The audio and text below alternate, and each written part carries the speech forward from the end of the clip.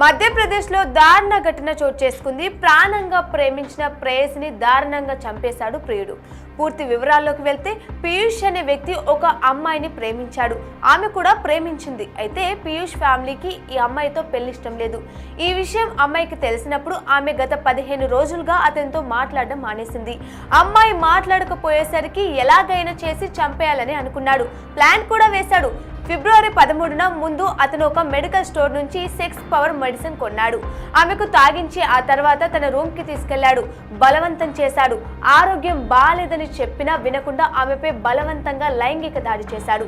ఆ తర్వాత ఆమె చేతులు కాళ్ళు కట్టేసి, ఆమె కళ్ళకు గంతలు కట్టేసి, నీకొక గిఫ్ట్ ఇవ్వబోతున్నానని గొంతు కోసి చంపాడు. ఆ తర్వాత వైన్ షాప్ కి వెళ్లి మందు తెచ్చుకొని తన శవం పక్కనే తాగాడు.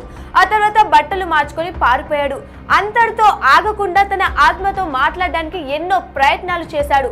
పక్కా ప్లాన్ తో నాకు దక్కని అమ్మాయి ఇంకా ఎవరికి దక్కకూడదని ఇంత దారుణానికి ఒడిగొట్టాడు.